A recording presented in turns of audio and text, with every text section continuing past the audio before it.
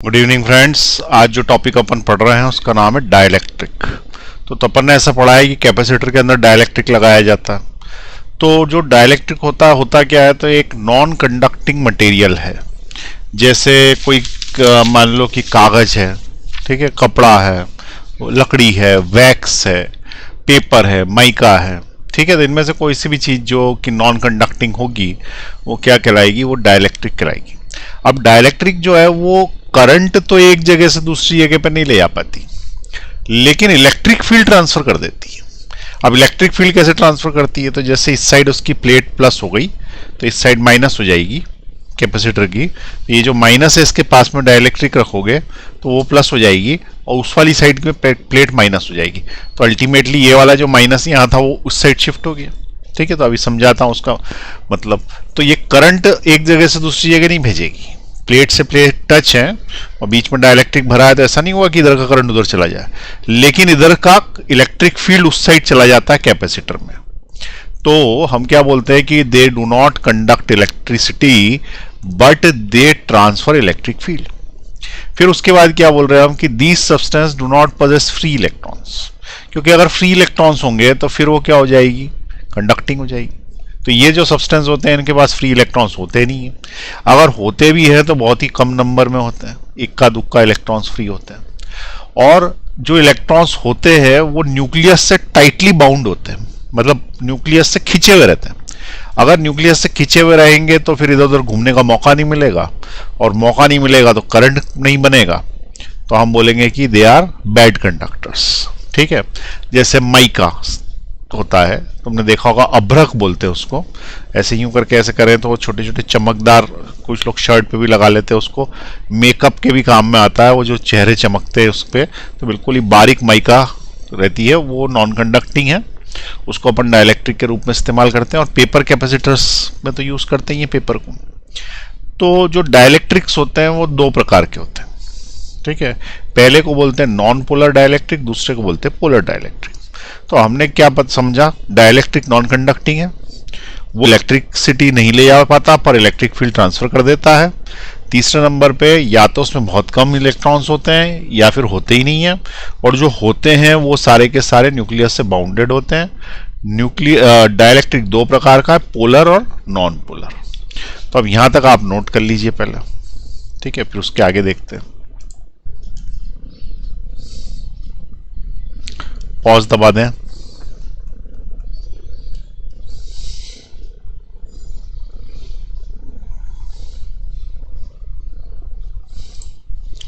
चलिए अब उसके बाद आगे देखें नॉन पोलर डाइलेक्ट्रिक का क्या होता है। तो नॉन पोलर डाइलेक्ट्रिक का एग्जांपल है ऑक्सीजन, नाइट्रोजन, ईटीसी।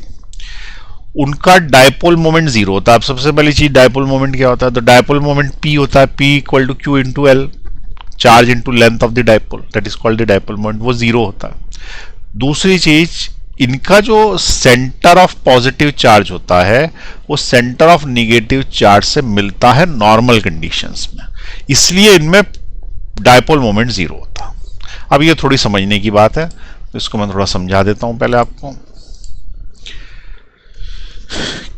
देखिए, कोई भी ऑब्जेक्ट यदि है तो उसके ऊपर चार्ज है, ठीक है। अब चार्ज है तो चार्ज किस तरीके से रहता है इसके अंदर, नॉन पोलर डाइलेक्ट्रिक के अंदर चार्ज बता रहा हूं मैं किस तरीके से रहता है। तो ये जो मॉलिक्यूल है, जैसे मान लो ऑक्सीजन, नाइट्रोजन में से कुछ भी, तो इसका जो पॉजिटिव चार्ज है वो तो यहां बैठा हुआ है, ठीक है, और जो निगेटिव चार्ज है वो इसके आसपास एक सर्कल में इस तरीके से बैठा हुआ है।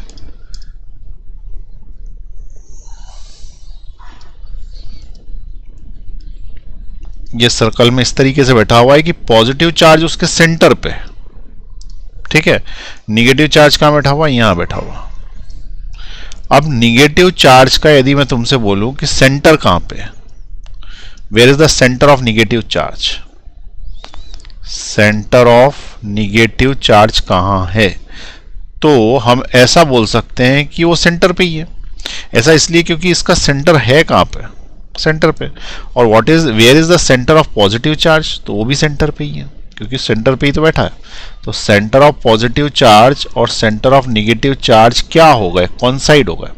हमने क्या बोला कि पूरा चार्ज मान लो निगेटिव यहाँ पे है और पूरा चार्ज पॉजिटिव वो भी यहाँ पे है।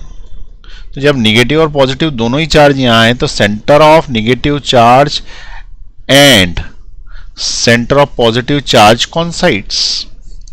जब ये कॉन्साइड्स हो जाएंगे तो हमने ऐसा क्या बोला कि प्लस क्यू अगर कोई चार्ज रखता है और दूसरा माइनस क्यू रखता है और इनके बीच में कुछ लंबाई एल होती है तो इनका जो डायपोल मोमेंट होता है वो होता है चार्ज इनटू लेंथ। अब अगर पॉजिटिव और निगेटिव चार्ज के बीच में लेंथ ही नहीं होगी तो फिर डायपोल मोमेंट जीरो हो जाएगा, इफ लेंथ इज जीरो। तो यहां पे क्या हुआ कि जो पॉजिटिव चार्ज था, क्या था, पॉजिटिव चार्ज जो था उसका सेंटर और निगेटिव चार्ज का सेंटर कॉन्साइड कर गए। चार्ज कॉन्साइड नहीं करे, निगेटिव चार्ज का सेंटर पॉजिटिव चार्ज के सेंटर से कॉन्साइड कर गया। तो हमने बोला कि पॉजिटिव चार्ज भी यहीं बैठा हुआ है और उसके पास निगेटिव चार्ज भी यहीं बैठा हुआ, कॉन्साइड कर दिया, तो इनके बीच की लंबाई जीरो हो गई ना। लंबाई तो प्लस से माइनस के बीच ली जाती है ना, तो लंबाई जब प्लस से माइनस के बीच ली जाती है और दोनों कॉन्साइड ही कर गए, प्लस क्यू और माइनस क्यू, तो इनके बीच की लंबाई जीरो हो गई और लंबाई जीरो हो गई तो डायपोल मोमेंट जीरो हो गया। इसलिए इस पे क्या बोला गया कि इनका जो डायपोल मोमेंट पी होता है वो जीरो होता। ठीक है, ये बात समझ में आई। In such dielectric the centre of positive charge coincides with the negative charge and hence has zero dipole moment under normal condition. है नॉर्मली ऐसा होता है।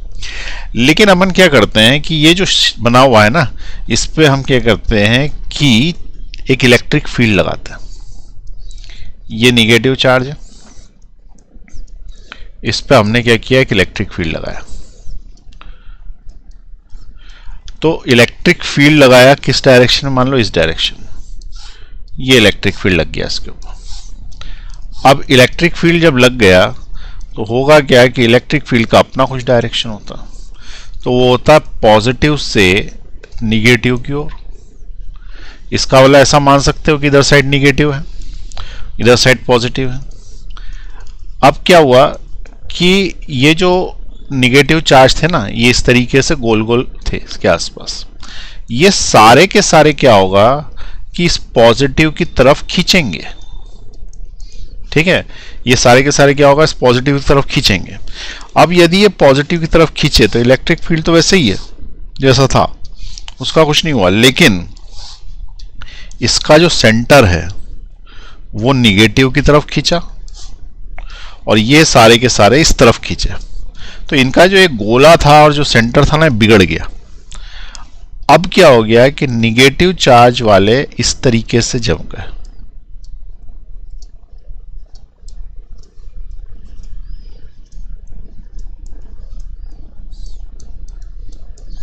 और पॉजिटिव वाला जो है वो यहां आ गया। ऐसा क्यों हुआ, क्योंकि पॉजिटिव को मिलना है निगेटिव से और इन सब निगेटिव्स को मिलना है पॉजिटिव से, तो इसी तरीके का कुछ शेप बन जाएगा।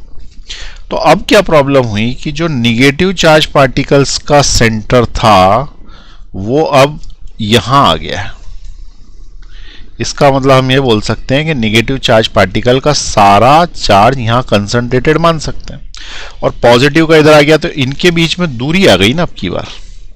अब इनके बीच में यदि दूरी आ गई तो हम ये बोलेंगे कि अब डायपोल मोमेंट आ गया, क्योंकि डायपोल मोमेंट होता है चार्ज इनटू लेंथ। अब पॉजिटिव निगेटिव सेपरेट हो गए और पॉजिटिव निगेटिव सेपरेट हो गए तो इनमें इलेक्ट्रिक डायपोल मोमेंट आ गया।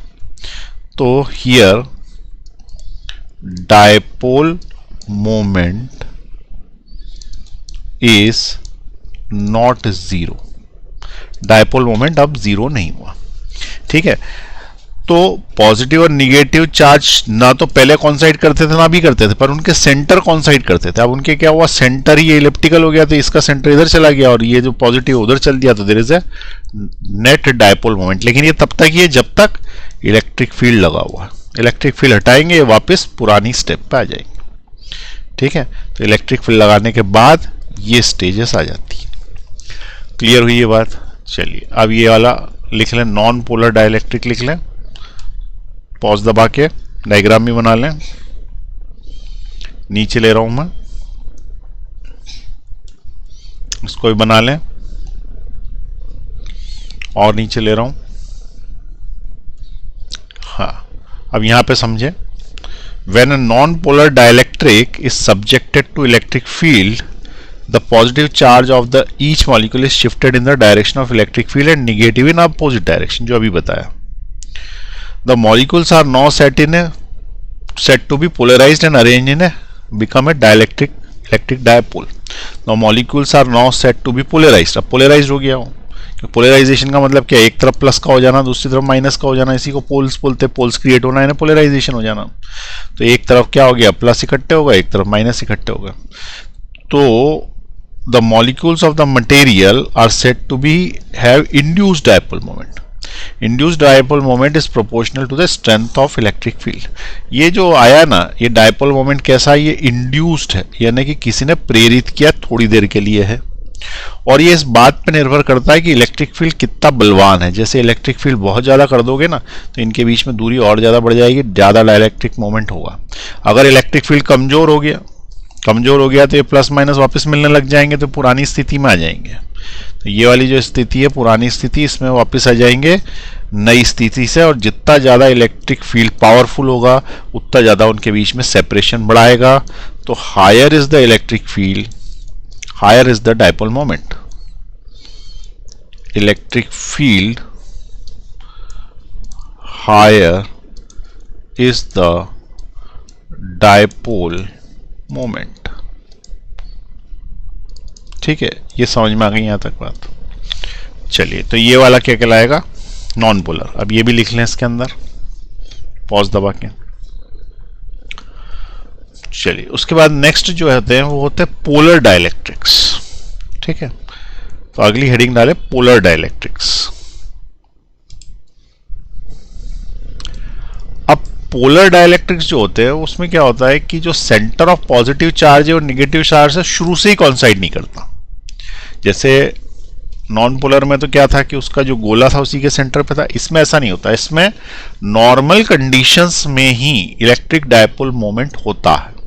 इसका मतलब इसके जो मॉलिक्यूल्स हैं, जैसे ये HCl है, तो H प्लस उस कोने पे, Cl माइनस इस कोने पे, तो इसका मतलब नेट डायपोल मोमेंट मिल गया, H प्लस उधर, Cl माइनस इधर।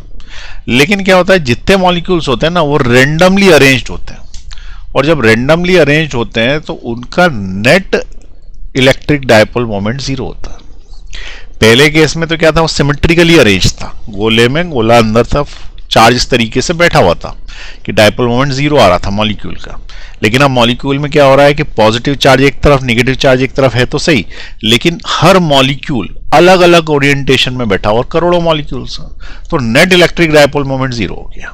ठीक है, अब इसका डायग्राम देखेंगे तो आपको थोड़ा समझ में आ जाएगा, इसको बनाता हूं मैं। तो पोलर डाइलेक्ट्रिक जो रहते हैं उसमें इनिशियल कंडीशंस में ही डायपोल मोमेंट होता है। अब देखो कैसे, जैसे मान लो कि ये पोलर डाइलेक्ट्रिक बनाया मैंने, तो इसमें क्या होगा, इनिशियली ही प्लस अलग और माइनस अलग होता, ये ऐसा, फिर एक का प्लस इधर, एक का माइनस इधर, ये यूं, ऐसे रेंडमली ओरिएंटेड रहते हैं। होता सब में प्लस माइनस अलग अलग है, ठीक है, लेकिन रेंडमली ओरिएंटेड है। अब ये रेंडमली ओरिएंटेड है तो फिर उस केस में तो नेट डायपोल मोमेंट कैसा मिलेगा, 0 हो जाएगा। आई बात समझ में, ये कुछ भी ओरिएंटेड है, तो अगर सारे ऐसे होते तो इस तरफ प्लस हो जाता और इस तरफ माइनस हो जाता, ठीक है, लेकिन ऐसा नहीं है, कुछ थोड़े टेढ़े चलेगा, किसी का माइनस इधर, किसी का प्लस इधर। तो ये जो रैंडम ओरिएंटेशन है नेचुरल स्टेट में इनका HCl का, जैसे H प्लस इधर और Cl माइनस इधर, तो उस केस में ये पूरा HCl का जो एसिड है वो पोलराइज नहीं है, उसका नेट इलेक्ट्रिक डायपोल मोमेंट 0 है, पर इंडिविजुअल मॉलिक्यूल्स का डायपोल मोमेंट 0 नहीं है।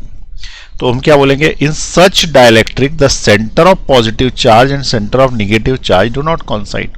इसका सेंटर कहीं और है, इसका सेंटर कहीं और है, कोई कॉन्साइड कर नहीं रहा, दोनों के बीच में लेंथ है। इसका मतलब initial dipole moment is equal to 0 of each molecule,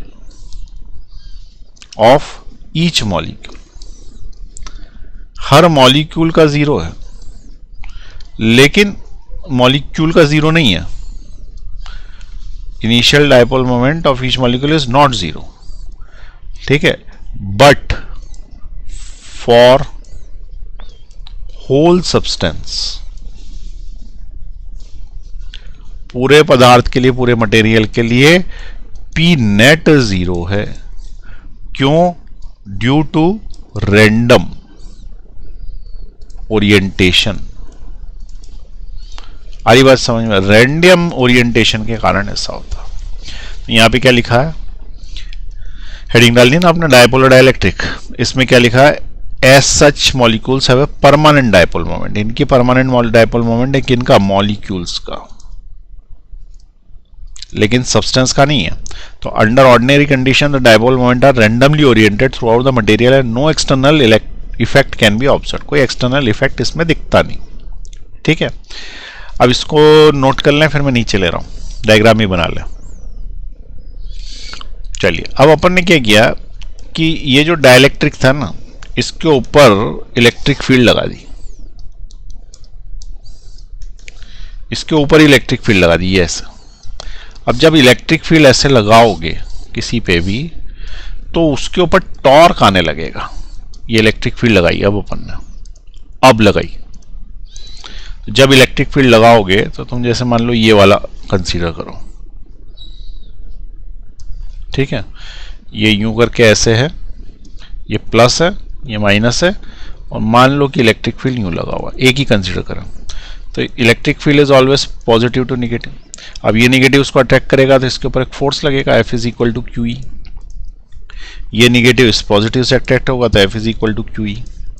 अब क्या होगा कि यहां से अगर अपन यूं ले और यूं ले, तो ये जो फोर्स है एक इधर लग रहा है, एक इधर लग रहा है, तो ये इसको रोटेट कराने की कोशिश करेगा यूं। तो इसको अपन बोलते हैं टॉर्क क्रिएट हो गया।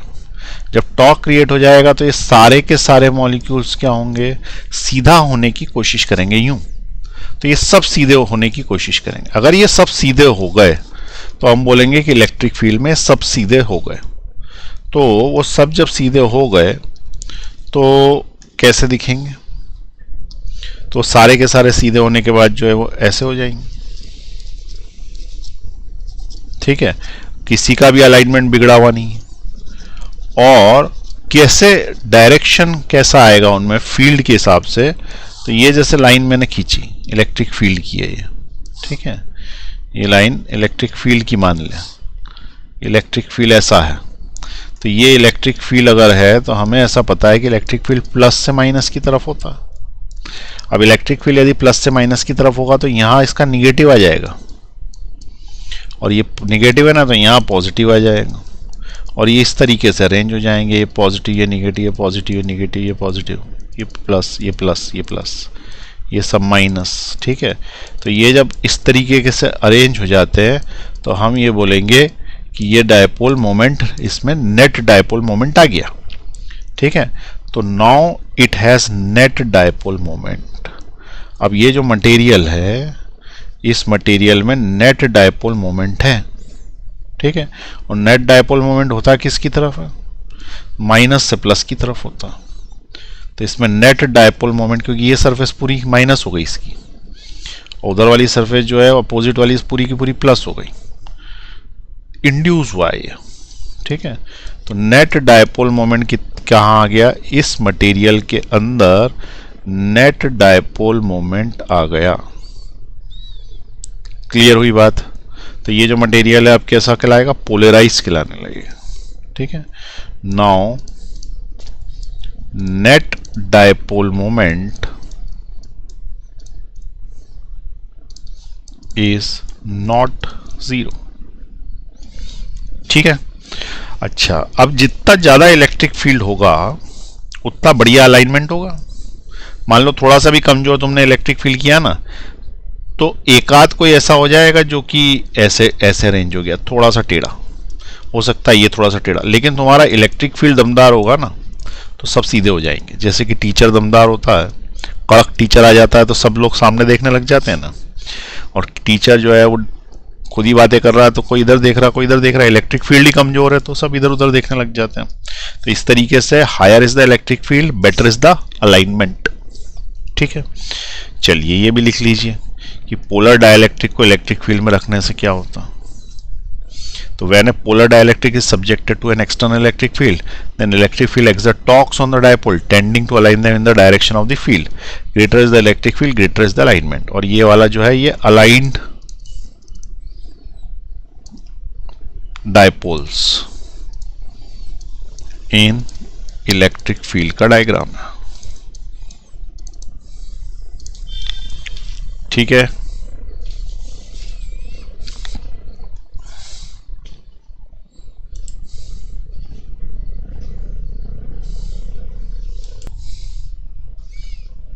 अब क्या करते हैं कि जो डायपोल होता है, मान लो स्लैब है कोई सी लकड़ी की, उसको दो प्लेट्स के बीच में डालते हैं कैपेसिटर की।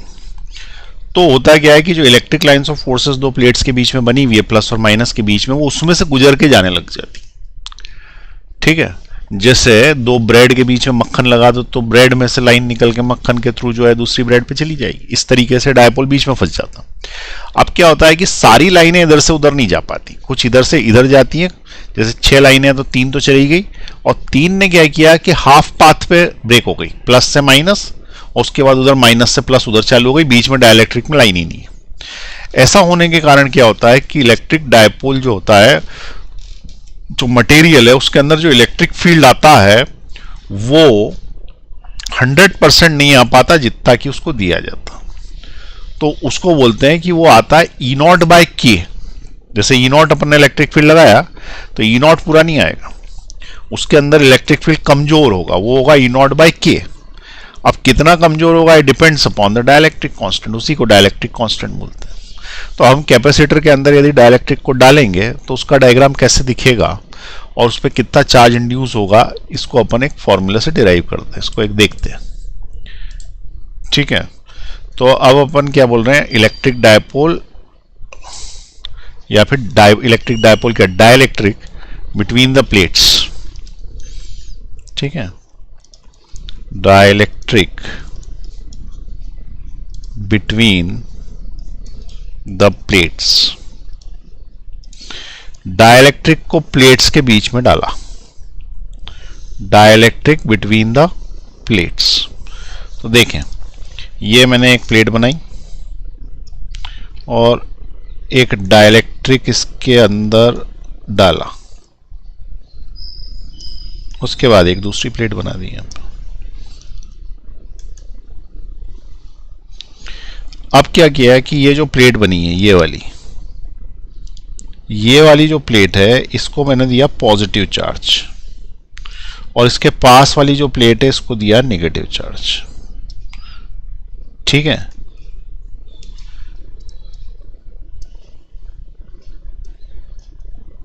तो जब तुमने इसको पॉजिटिव चार्ज दिया तो अंदर वाली साइड आता है चार्ज, मैं बाहर बना रहा हूं कि जगह नहीं अंदर, तो अंदर वाली साइड में पॉजिटिव चार्ज आए तो हुआ क्या कि प्लस चार्ज से माइनस चार्ज की ओर इलेक्ट्रिक लाइंस चलती हैं, लेकिन वो डायपोल के थ्रू होती भी गई। तो डायपोल के थ्रू होती भी गई तो इसमें से ये लाइन तो सीधे चली गई, प्लस से माइनस, मान लो ये भी चली गई, एक ये चली गई, इस तरीके से कुछ लाइनें तो सीधी सीधी चली गई।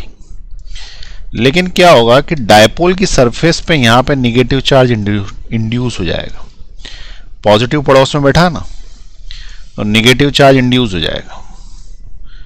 अब जब निगेटिव चार्ज इंड्यूस हो गया तो यहाँ पे प्लस आ जाएगा। अब यहाँ पे अगर प्लस आ गया तो हुआ क्या कि इसने क्या किया, यहीं के यहीं एक लाइन बना ली और अगली लाइन यहाँ बना ली, बीच में गायब हो गई, फिर ये लाइन बना ली, फिर ये लाइन बना ली, बीच में गायब हो गई। तो ये जो डायग्राम मैंने बनाया है इसमें एकदम मज़ा नहीं आ रहा, क्योंकि मैंने क्या किया, डाइलेक्ट्रिक उसके बीच में ज़्यादा गैप नहीं रखा, तो मैं बता नहीं पा रहा कि डाइलेक्ट्रिक स्ट्रेंथ कम कैसे होगी। ठीक है, तो मैं एक शॉर्ट में एक दूसरा डायग्राम बनाता हूँ, इसमें गैप रख देता हूँ दोनों के बीच में। ये एक प्लेट मान लो, ये दूसरी प्लेट मान लो, और इनके बीच में मैंने गैप रख दिया। अब देखो, अब बिल्कुल क्लियर दिखेगा, पॉजिटिव चार्ज आता है ना तो अंदर वाली साइड आता है, और इसमें भी ज़्यादा नहीं बनाते, थोड़े से ही बनाते हैं, 1 2 3 4 5 6 बस, और इधर साइड 6 माइनस ले लेते हैं। अब क्या होगा कि ये वाली तो सीधे सीधे चली गई इलेक्ट्रिक लाइंस, ठीक है, ये भी चली गई मान लो इससे, ये वाली इससे मिल गई। लेकिन इसने क्या किया कि यहाँ पे चार्ज निगेटिव इंड्यूस किया, इधर प्लस, इधर माइनस, इधर प्लस, इधर माइनस, इधर प्लस, और इसने यहीं के यहीं एक लाइन बना ली और प्लस से माइनस यहाँ एक लाइन बना ली। तो इलेक्ट्रिक लाइंस ऑफ फोर्सेस को पूरा पाथ मिल गया, प्लस से माइनस जाना चाहती है, माइनस से प्लस, ये प्लस से माइनस, ये माइनस से प्लस। तो इलेक्ट्रिक लाइंस ऑफ फोर्सेस को तो पूरा चार्ज वो मिल गया ना, पाथ। लेकिन इसमें से जो डाइलेक्ट्रिक है, इसमें सिर्फ सारी लाइनें नहीं गई, कितनी गई, तो मान लो 50% गई। तो हम ये बोलेंगे कि इसमें से जितनी भी इलेक्ट्रिक लाइंस ऑफ फोर्सेस पास हुई, उसके कारण इसका इलेक्ट्रिक फील्ड रिड्यूस हो गया, क्योंकि कम लाइंस पास हुई, और कम लाइंस पास हुई तो इसके अंदर जो इलेक्ट्रिक फील्ड आएगा वो आएगा ई नॉट अपॉन के, जहां पे इस जगह पे जो होगा वो ई नॉट होगा। इसका मतलब कैपेसिटर का कितना था इलेक्ट्रिक फील्ड, कैपेसिटर का था ई नॉट, और खाली स्थान में अभी भी है, ठीक है, खाली स्थान में अभी भी ई नॉट है। In empty space inside capacitor, electric field is क्या, E nought. But since all lines do not pass through the dielectric,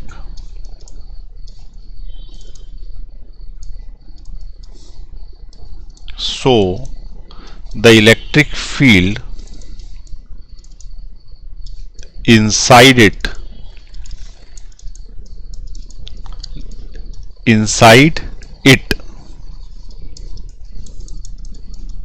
is less than E naught. It is E naught by K. जितने factor से reduce हो जाती है उसी को अपन क्या बोल देते हैं, डाइलेक्ट्रिक कांस्टेंट। जितने फैक्टर से रिड्यूस हो जाएगी उसको क्या बोलते हैं, डाइलेक्ट्रिक कांस्टेंट। तो ये E naught by K उससे आ गया अपना। आ रही बात समझ में? अब किसी ने बोला कि इलेक्ट्रिक फील्ड जो है वो दोनों का है, यहाँ पे इसका है इलेक्ट्रिक फील्ड, यहाँ पे इलेक्ट्रिक फील्ड इसका है, तो फिर नेट इलेक्ट्रिक फील्ड क्या है इस कैपेसिटर का? हम तो ये कैपेसिटर समझते हैं, अंदर क्या चल रहा हो नहीं समझते। हमको तो ये बताओ कि इस कैपेसिटर का नेट इलेक्ट्रिक फील्ड क्या है। ठीक है, ये जो कैपेसिटर है इसकी दो प्लेट्स हैं, इसका नेट इलेक्ट्रिक फील्ड क्या है? अच्छा, ये जो गैप मैंने दिखाया ना तुमको, ये गैप भी तुमको सिर्फ दिखाने के लिए बनाया। तो नेट इलेक्ट्रिक फील्ड यदि अपन बात करें तो net electric field is equal to E not minus E not by K. अब तुम बोलोगे माइनस क्यों? तो देखो, electric field is from plus to minus, तो ये प्लस है ये माइनस है, तो इसका इलेक्ट्रिक फील्ड तो इधर बना ना, जो ई नॉट बाई के बना, तो ई नॉट बाई जो के बना उसका इलेक्ट्रिक फील्ड कैपेसिटर का तो इधर बना, और इन लोगों का जो बाहर बन रहा है उसका इलेक्ट्रिक फील्ड ई नॉट इस साइड बन रहा है। ई नॉट का डायरेक्शन ये है, ई नॉट बाई के का ये, तो अपोजिट डायरेक्शन हुआ ना। अपोजिट डायरेक्शन होने के कारण क्या होगा, ई जो नेट होगा it is E not bracket में 1 माइनस 1 अपॉन के। It is the net electric field now inside the capacitor या बिटवीन द प्लेट्स। ये है नेट इलेक्ट्रिक फील्ड का।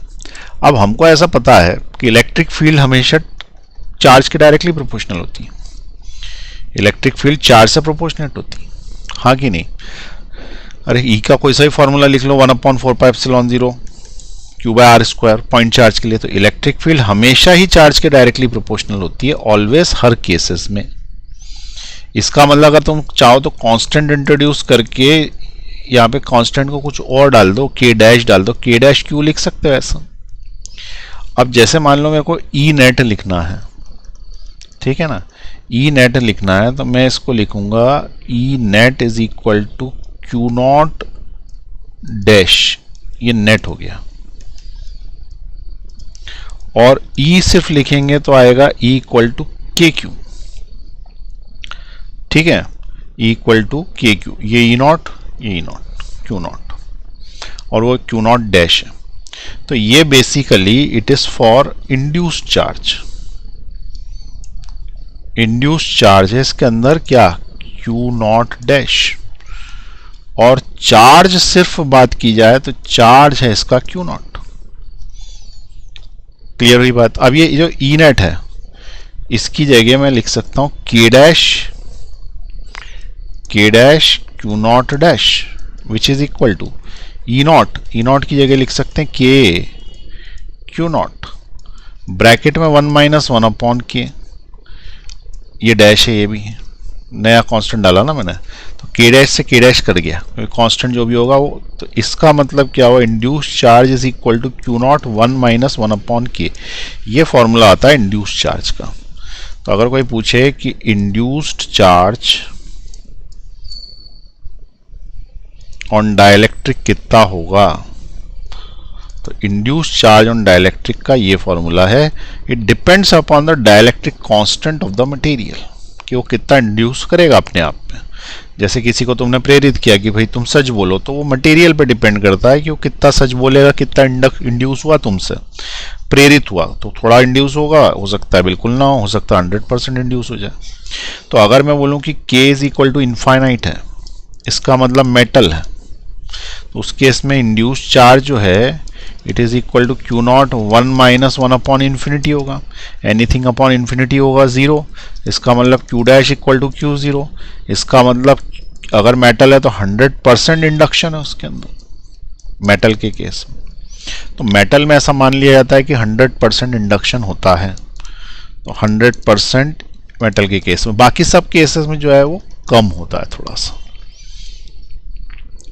ठीक है। और अगर किसी ने बोला कि एयर है, कैपेसिटर के बीच में एयर है, तो भी थोड़ा सा इंडक्शन तो होगा ना, इसका मतलब क्यू नॉट डैश जो होगा वो लेस देन क्यू नॉट होगा। तो जैसे अपन बोलते हैं ना एयर का डाइलेक्ट्रिक कांस्टेंट क्या है, तो 1.0003 इस तरीके से, इसका मतलब हल्का सा जो है वो डाइलेक्ट्रिक कांस्टेंट है, हल्का सा चार्ज एयर कम कर देती है।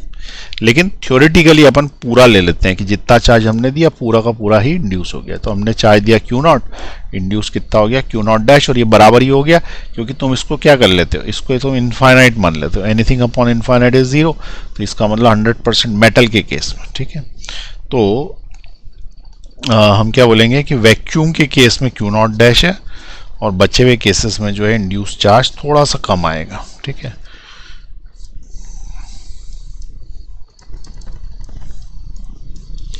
चलिए अब इसको भी लिख लें जरा, यहां से लिखें, पॉज दबा के और नीचे ले रहा हूं,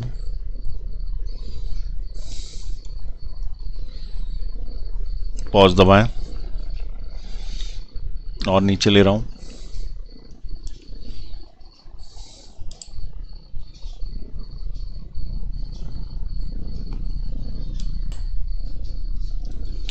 अब उसके बाद एक शब्द आता है, उसको बोलते हैं डाइलेक्ट्रिक स्ट्रेंथ।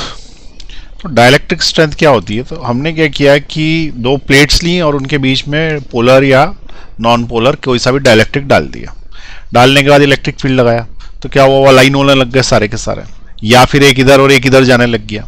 भाई पोलर वाले में क्या होगा, पोलर वाले में तो अलाइन होने लगेंगे, और नॉन पोलर में क्या होगा, एक इधर और एक इधर जाने लग जाता। अब हमने इलेक्ट्रिक फील्ड बढ़ाया तो उनके बीच का सेपरेशन बढ़ा, पहले वाले का दूसरे वाले का ओरिएंटेशन बढ़ा, बहुत ज़्यादा इलेक्ट्रिक फील्ड लगा दिया तो इतना सेपरेशन बढ़ गया कि निगेटिव अलग हो गया, पॉजिटिव अलग हो गया, टूट गया। तो हम ये बोलेंगे कि डाइलेक्ट्रिक स्ट्रेंथ के से ज़्यादा आपने जो है वो इलेक्ट्रिक फील्ड लगा दिया तो चार्ज ही सेपरेट हो गए। जब चार्ज सेपरेट हो गए तो वो जो मटेरियल था जो कि आज की तारीख में इंसुलेटर था, वो तुमने क्या कर दिया कि ज़्यादा इलेक्ट्रिक फील्ड लगा के उससे कंडक्टर बना दिया, क्योंकि नंबर ऑफ फ्री इलेक्ट्रॉन्स बढ़ गए, टूट गए ना मॉलिक्यूल्स टूटे तो फ्री इलेक्ट्रॉन रिलीज हुए, तो वो क्या बन गया, वो मेटल जैसा बिहेव करने लग गया, तो इट बिकम्स कंडक्टर। तो तुमने ऐसा देखा होगा कि जो अपने चार्जर वगैरह आते हैं या कोई सा भी इलेक्ट्रॉनिक इंस्ट्रूमेंट्स होता है, कभी अपन लगाते हैं चार्जर को, तो फिर वो एक बार चालू किया और ख़राब हो गया तो फिर सुधरता नहीं है वो। एक्चुअली क्या होता है, हम डाइलेक्ट्रिक स्ट्रेंथ से ऊपर निकल गए होते हैं।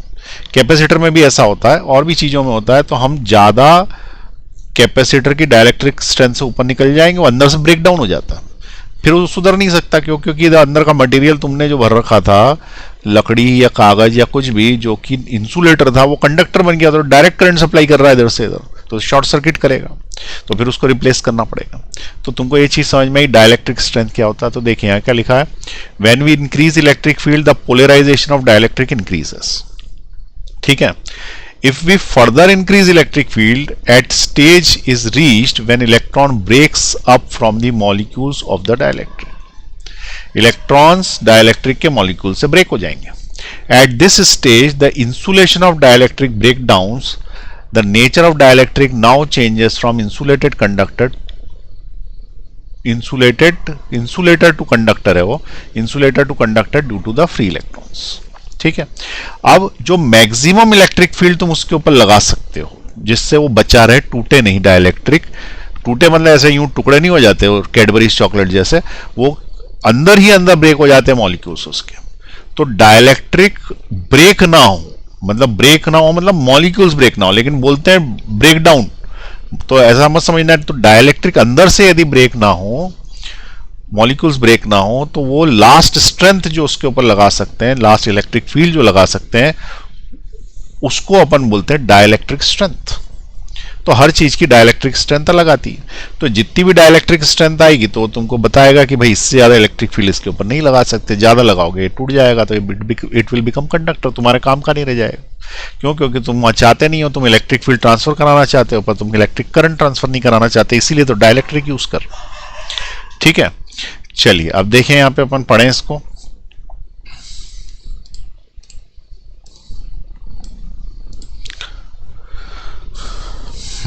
देखें dielectric strength, when we increase electric field the polarization of dielectric increases। if we further increase electric field at a stage is reached when electron breaks up from the molecule of the dielectric। at this stage the insulation of dielectric break down, the nature, इसको अलग point बनाओ चौथे number का, the nature of dielectric changes from insulator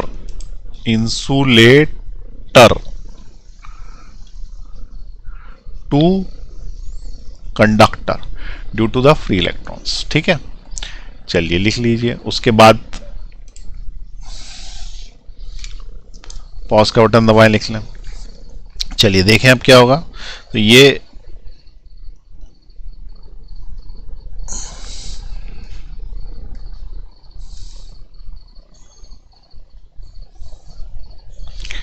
ऐसा था, इस side था plus, इस साइड था माइनस। तुमने इलेक्ट्रिक फील्ड लगाया तो मान लो कि तुमने इस साइड माइनस लगा दिया, इस साइड प्लस लगा दिया। अब हुआ क्या कि ये दोनों दूर दूर जाने लगे, तो थोड़ी देर के बाद क्या स्थिति बन जाएगी, ये यूं हो जाएंगे। तो प्लस इधर हो गया, माइनस इधर हो गया। उसके बाद भी तुम लगाते रहे तो क्या होगा, प्लस अलग हो जाएगा, माइनस अलग हो जाएगा। तो इसका मतलब यहाँ ब्रेक डाउन हो गया और ये फ्री इलेक्ट्रॉन मिल गया अपने को। तो यदि फ्री इलेक्ट्रॉन मिल गया और ऐसे करोड़ों इलेक्ट्रॉन मिल गए तो इंसुलेटर बिकम्स कंडक्टर। क्योंकि इंसुलेटर और कंडक्टर में अंतर क्या है, सिर्फ फ्री इलेक्ट्रॉन्स का ही तो है। फ्री इलेक्ट्रॉन्स होंगे, फ्लो होंगे तो कंडक्टर बन जाएगा, नहीं तो वो क्या था, पहले इंसुलेटर था। ठीक, अब वो क्या बोल रहा है, maximum value of electric field intensity या पोटेंशियल ग्रेडियंट को जी बोल लो, that can be applied to a dielectric without dielectric breakdown is called dielectric strength. It is measured in kilo volt per centimetre, या किसी में भी किलो वोल्ट पर मिलीमीटर, ऐसा किसी में भी मेजर कर सकते हो। एयर की जो डाइलेक्ट्रिक स्ट्रेंथ है, बाकी की तो तुम्हें याद नहीं रखनी, एयर की याद रखनी है, वो 30 किलो वोल्ट पर सेंटीमीटर है। इसका मतलब 1 सेंटीमीटर थिक यदि एयर है तुम्हारे पास तो 30 किलो वोल्ट यानी कि 30,000 वोल्ट तक झेल जाएगी। 30,000 वोल्ट, ठीक है, ये मैक्सिमम है for 1 centimetre. 1 centimetre thick air है, इतनी एयर है, और तुमने यहाँ पे इलेक्ट्रिक फील्ड लगा दिया प्लस और माइनस का। ये इलेक्ट्रिक फील्ड 30,000 वोल्ट का है या इससे ज्यादा है तो 30,000 वोल्ट तक झेल जाएगी, इससे ज्यादा होगा तो वो ब्रेक हो जाएगी। ठीक है, इट विल बिकम कंडक्टर। चलिए नोट कर लें इसको, पॉज दबाएं। अब आपने एक चीज ध्यान से नहीं समझी, वो ये है कि अगर 30,000 वोल्ट हम एयर में लगा देंगे तो बोल रहा है कि एयर की कंडक्टिंग प्रॉपर्टीज चालू हो जाएंगी, नॉन कंडक्टिंग खत्म हो जाएगी। आज की तारीख में अभी इस समय इस कमरे में एयर कंडक्टिंग है कि नॉन कंडक्टिंग है? तो उसका आंसर है नॉन कंडक्टिंग है। अब यह सामने क्या प्लग लगा हुआ, इस प्लग में लैपटॉप का चार्जर लगाते हैं हम, ये चार्जर लगाते हैं, ठीक है। तो ये जिस प्लग में घुसता है उसको मैंने इसे ऑन किया, ऑन ऑफ रहता ना, तो ऑन किया और इसको हटा लिया। अब वो सिर्फ सॉकेट रह गया। क्या ऑन ही ऑन में वो मेरे को हाथ पे यहां से वहां तक करंट लगा देगा क्या? प्लग निकाल लिया है, वो चालू है, तो क्या मुझे करंट लग जाएगा उसमें? उसका आंसर नहीं लगेगा। क्यों नहीं लगेगा? क्योंकि यहां से यहां तक कोई कंडक्टिंग चीज ही नहीं है, बीच में एयर है, दैट इज नॉन कंडक्टिंग। अच्छा, मैं यहां से यहां तक एक लोहे की रॉड लगा दूं तो करंट लग जाएगा, बिकॉज इट इज कंडक्टिंग, ठीक। तो कंडक्टिंग होने से करंट फैल जाता, बिजली चलने लगती। अब सवाल यह है कि 30,000 वोल्ट लगा दें तो अपने घरों में तो आता है 220 वोल्ट। अगर मैं इसको बढ़ाऊं और बढ़ाऊं तो खतरा 440 वोल्ट सुना होगा तुमने, ठीक है। रेलवे जो लाइन यूज करता है वोल्टेज वो होता है 22,000 वोल्ट, 30,000 से कम रहता। लेकिन अपन इसको और बढ़ा सकते हैं। तो अगर हमने इसको बढ़ा के 45,000 वोल्ट कर दिया मान लो, या 35,000 वोल्ट कर दिया, 30,000 से ज्यादा कर दिया, तो एयर बिकम्स कंडक्टिंग। यानी कि अगर मैं इस प्लग में 35,000 वोल्ट डाल दूं तो ये कमरे में बिजलियां चलने लगेगी, मैं यहीं बैठे बैठे झटके लगने लगेंगे, ठीक है। तो ऐसा होता है क्या? तो आंसर है, लिखा है तो होता ही होगा। लेकिन किसी ने देखा क्या कि हवा में करंट आ रहा है सब दूर से, मतलब यूं करके ऐसे वो हाथ यूं किया तो यहां से चिंगारियां निकल रही हैं, फिल्मों में दिखाते हैं ना, और यहां से सीधे जाके वो सामने वाला भस्म हो गया। तो इस तरीके का होता है क्या? तो उसका आंसर है एक जगह पे होता है, सबने देखा, वो है बिजली का चमकना। तो जब बादल चलते हैं तो ड्यू टू फ्रिक्शन उनमें चार्ज क्रिएट हो जाता, वो चार्ज क्रिएट होता ऊपर, और वो हजारों कुलाम्स में होता। बहुत बड़े कुलाम बड़ी यूनिट है, काफी सारा चार्ज होता। काफी सारा चार्ज जो है वो अर्थ पे चार्ज इंड्यूस कर देता। ऊपर पॉजिटिव बादल है, जमीन हो गई निगेटिव, दोनों के बीच में इलेक्ट्रिक फील्ड सेट हो गया प्लस और माइनस। जो plus minus electric field set हुआ वो बहुत आसानी से 30-40 हजार 50 हजार वोल्ट हो जाता, आसानी से, क्योंकि ये बादल बहुत दूर से चल के आते हैं, समुद्र से चल के आते हैं, इधर भोपाल, नांदेड़, ठीक है, दिल्ली, अहमदाबाद, यहां तक जब चल के आएंगे वहां से, तो फिर उस केस में क्या करेंगे? वो चार्ज हो जाएंगे तो ऊपर प्लस नीचे माइनस। अब वो क्या इंड्यूस करने लगे तो पूरा इलेक्ट्रिक फील्ड सेट हो गया। जैसे इलेक्ट्रिक फील्ड सेट हो गया वैसे ही क्या होगा? एयर बिकम्स कंडक्टिंग 30,000 वोल्ट के ऊपर, और जैसे एयर बिकम्स कंडक्टिंग तो वो बिजली चमकने लगेगी। तो वो जो बिजली चमक रही है वो एक तरीके से हवा में करंट ही तो फैला है, ठीक है। वो बात अलग है कि वो फ्रैक्शन ऑफ सेकंड्स के लिए चमकती है, इसलिए ज्यादा नुकसान नहीं करती। लेकिन तुमको एक बात बताऊं, 1 घंटे में 40,000 बार बिजली चमकती है पूरे वर्ल्ड में, और लोगों पे गिरती है, और जिस पे गिर गई वो तो गया, ठीक है। तो ऐसे उसकी जो डेथ होती है वो भी काफी सारी होती है, ऐसा कोई छोटी मोटी डेथ नहीं है वो कि 2-3 लोग मरे पूरे विश्व में। हर दिन 100 लोग मर जाते हैं उसके ऊपर, ठीक है। मतलब भगवान निशाना बना के छोड़ता है ऊपर से, आज तो इसको निपटाना। तो ये जो बिजली चमक रही है ये क्या कर रहा है? बीच में कंडक्टिंग हो गया, और कंडक्टिंग होने के कारण जो है वो हमारे ऊपर आ जाती है। तो इसलिए ऐसा बोलते हैं कि 30,000 वोल्ट के ऊपर एयर विल बिकम कंडक्टिंग। और ये जो बिजली चमकेगी तो इसका जो वैल्यू होनी चाहिए जिस पे एयर डाइलेक्ट्रिक स्ट्रेंथ खो देता है वो 30,000 वोल्ट पर सेंटीमीटर, ये याद रखना। चलिए, तो ये आज इसकी थ्योरी हो गई। इसमें न्यूमेरिकल में क्या पूछ सकता है? तो एक क्वेश्चन बनता है सिर्फ न्यूमेरिकल्स में, थ्योरी बनती है बहुत सारी जितनी पढ़ाई हो सब। न्यूमेरिकल में एक क्वेश्चन ये बनता है कि हर कैपेसिटर के ऊपर उसकी डाइलेक्ट्रिक स्ट्रेंथ लिखी रहती है कि ये भाई 20 वोल्ट पर सेंटीमीटर से ज्यादा नहीं झेल पाएगा। तो यदि उसकी डाइलेक्ट्रिक स्ट्रेंथ से हमें ज्यादा का वोल्टेज अप्लाई करना है तो फिर हमें क्या करना पड़ेगा, ऐसा क्वेश्चन बनता है, और वो न्यूमेरिकल बनता। तो एक ही न्यूमेरिकल बनता है, तो वो मैं करा देता हूं, तो फिर ये टॉपिक खत्म हो जाएगा, कैपेसिटर भी खत्म हो गया। फिर अगली क्लास से जो है वो नया टॉपिक स्टार्ट करेंगे, ठीक है। तो वो क्वेश्चन मैं करा देता हूं, एक किस तरीके का क्वेश्चन बनता है। तो देखिए, इसमें जो एकमात्र क्वेश्चन बनता है वो इस टाइप का है। नंबर चेंज होकर 2-3 बन जाएंगे पर मेथड एक ही है। क्या लिखा है, given some capacitors of 0.1 microfarad capable of withstanding of 15 volt.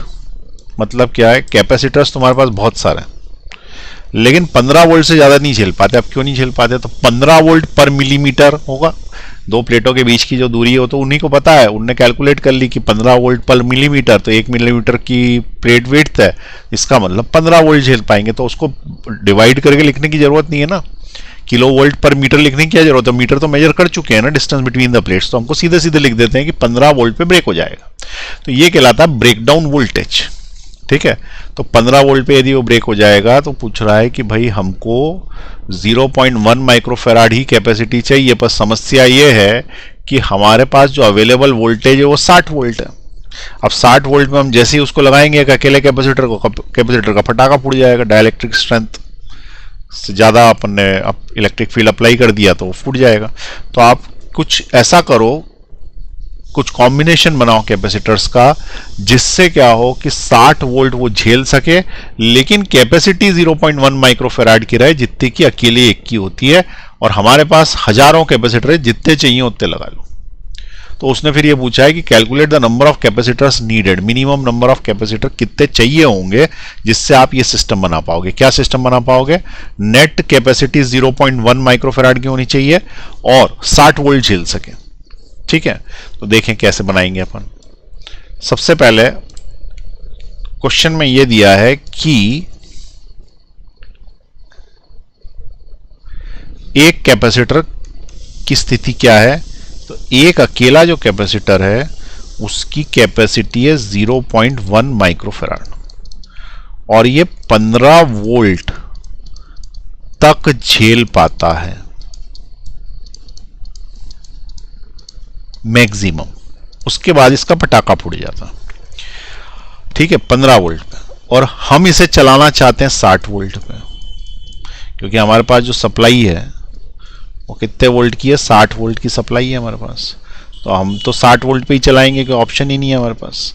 तो जब ऑप्शन नहीं है तो 60 वोल्ट पे किस तरीके से चलाएं ये पूछ रहा है वो। ठीक है, ये प्लग है 60 वोल्ट का, इसके ऊपर किस तरीके से चलाएं, तो उसका सिंपल तरीका है, 15 वोल्ट एक झेल सकता है ना, तो ऐसे 4 ले लो, 15 × 4 हो जाएंगे 60 वोल्ट्स। तो उसको हम लगाएंगे सीरीज में, क्योंकि पैरेलल में लगाने में फायदा नहीं है। पैरेलल में ये 15 वोल्ट, ये 15 वोल्ट और तुमने यहाँ पे 60 वोल्ट लगा दिया, तो ये 60 वोल्ट का पैरेलल ऐसा कैसे ट्रांसफर हो जाता है, पैरेलल में जो वोल्टेज इधर होता है वो यहाँ होता है, वो यहाँ आता है, सबको 60-60 वोल्ट मिल गए, सारे उड़ गए। तो पैरेलल में लगाने में कोई फायदा नहीं, तो हमेशा सीरीज में लगेंगे। ठीक है, सीरीज में लगेंगे क्योंकि 60 वोल्ट तक झिलाना है उनको, तो 60 वोल्ट तक झिलाना है, तो 4 कैपेसिटर सीरीज में लगा दो, 1 2 3 4। अब देखो इसने 15 वोल्ट झेला, इसने भी 15 वोल्ट झेला, ये भी 15 वोल्ट ले लेगा, 15 वोल्ट ये भी ले चुका है, कुल मिला के 60 वोल्ट झेल लेंगे जो अपन नीचे बैटरी लगाने वाले 60 वोल्ट की 60 वोल्ट्स। लेकिन प्रॉब्लम क्या हुई कि जब तुमने 4 लगा दिए तो सबकी कैपेसिटी 0.1 माइक्रोफेराड थी, और जब 0.1 माइक्रोफेराड के 4 लगेंगे सीरीज में तो ये जो पूरी की पूरी लाइन आएगी इसकी कैपेसिटी हो जाएगी 0.1 डिवाइडेड बाय 4, क्योंकि सीरीज में कैपेसिटी डिवाइड हो जाती है। तो ये तो कैपेसिटी बिगड़ गई ना, उससे तो कैपेसिटी 0.1 ही चाहिए थी। तो तुमने कैपेसिटर तो बचा लिए, अपने कैपेसिटर सही चल रहे हैं, लेकिन नेट कैपेसिटी इन दोनों पॉइंट्स के बीच में कुछ और ही मिल रही है। तो ये नेट कैपेसिटी थोड़ी चाहिए थी, तो ये कैपेसिटी तो कम हो गई 0.1 डिवाइडेड बाय 4। तो हम क्या बोलेंगे कि कैपेसिटी बढ़ाओ, बढ़ाने के लिए चीजें पैरेलल में लगानी पड़ती हैं। तो अब क्या करेंगे कि इस पूरी लाइन की 0.1 है ना, तो ऐसी 1 2 3 4 ये एक लाइन ली, फिर एक और लाइन ली ऐसे, ठीक, फिर एक और लाइन ली, और फिर उसके बाद एक और लाइन ली, उसके बाद कोई लाइन नहीं ली, इसको ज्वाइन कर दिया,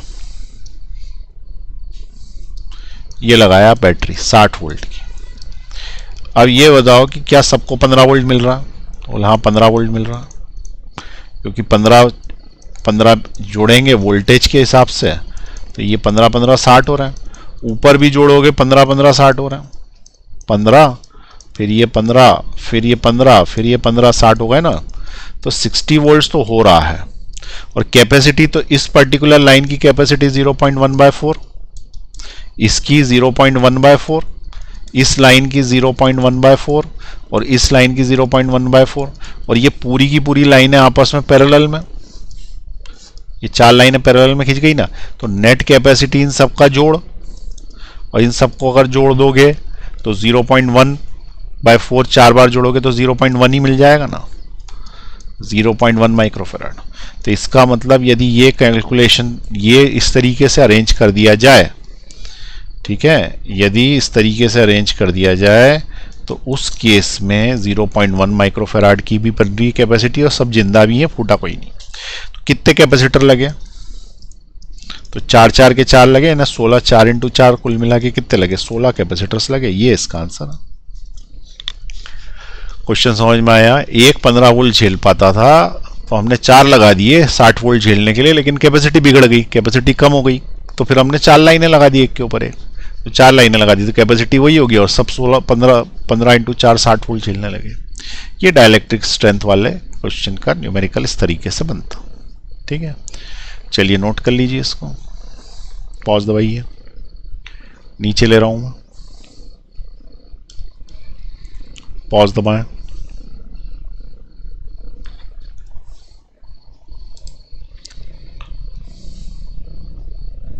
ठीक है, तो ये टॉपिक भी कंप्लीट हो गया और ये चैप्टर भी कंप्लीट हो गया। एक बार और कैपेसिटर आएगा जिसको बोलते हैं आरसी सर्किट, रेजिस्टेंस के साथ कैपेसिटर लगता है, और वो रेजिस्टेंस के साथ जब कैपेसिटर लगता है तो वो एक पूरा का पूरा करंट इलेक्ट्रिसिटी चैप्टर में पढ़ाया जाता है, क्योंकि पहले रेजिस्टेंस कंप्लीट हो तब जाके आर के साथ सी जोड़ें। ठीक है, फिर उसके बाद एक और सर्किट आएगा बाद में, उसको बोलते हैं आरसीएल सर्किट, उसमें कैपेसिटर फिर से आ जाता है, उसमें इंडक्टर कॉइल लग जाती है। ठीक है, फिर एक आएगा एलसी सर्किट जिसमें एल और सी साथ में लगेंगे। तो अब कॉम्बिनेशन में आएगा, अकेला जो है कैपेसिटर नहीं आएगा, अब 2-2 3-3 चीजें एक साथ मिलके आएंगी। तो आगे आगे जैसे जैसे चैप्टर बढ़ेंगे वैसे वैसे बढ़ाते आएंगे उसको। चलिए अगली क्लास में मिलते हैं।